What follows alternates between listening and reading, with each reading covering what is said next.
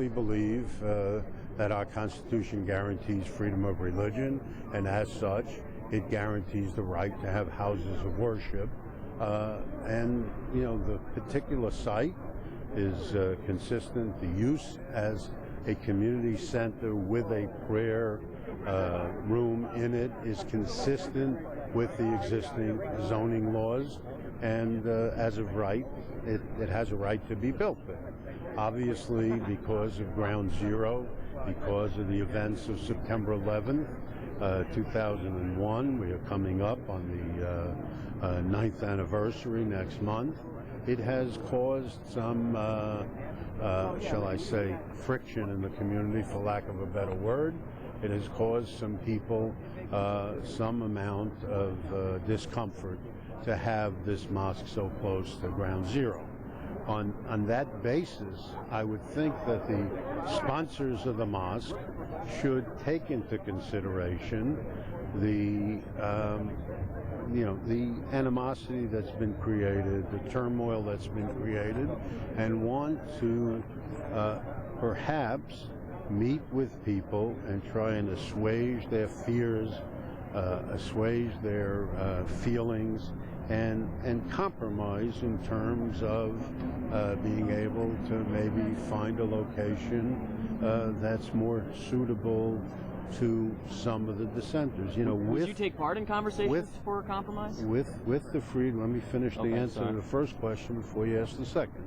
With the freedom of religion goes the freedom of expression in this country as well. It's the same Constitution that guarantees that.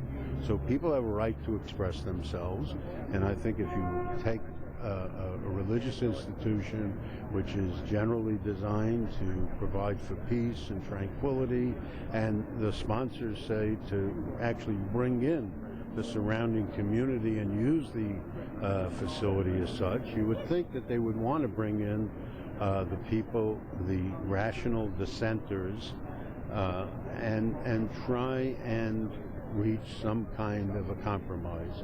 In answer to your second question, I think the governor of the state, along with the Archbishop in New York, have invited the sponsors, invited the groups to sit down to talk about possible land swaps and things like that. I think it's in very capable hands, both politically and religiously, in terms of the governor and the Archbishop. I would certainly support their efforts in terms of accomplishing it. I do believe too many cooks spoil the broth as well, so I think we have good representation there. Do you think it should be built somewhere else? As I say, I think that the sponsors should get together with a rational group of dissenters and try and reach an accommodation with them. My overall theory is there is still the freedom of religion, there is still the absolute right to go forward when all else fails, but what I do suggest is it is better to sit down and try and compromise the differences.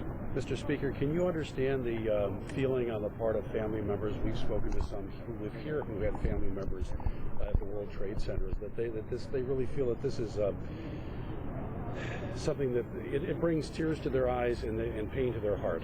I understand everybody's feelings in this, and that's it's almost, I hate to say it, everybody's right.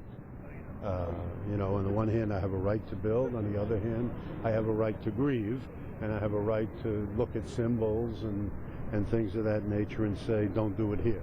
This is your district. No, actually, the mosque site is not. Ground Zero is Ground Zero. Right. So, what do the people in Lower Manhattan that you represent? What do they feel? Well, the Community Planning Board, interestingly enough, voted on this proposal. It's made up of citizens who live there, and the vote was 26-1 in favor of this site, even though they had no role in it, which is interesting. It was purely an advisory role. The people who support them, who sponsor the Cordoba House, which is greater, and people have to understand, it's greater than just a mosque. The prayer room would just be a part of the overall facility.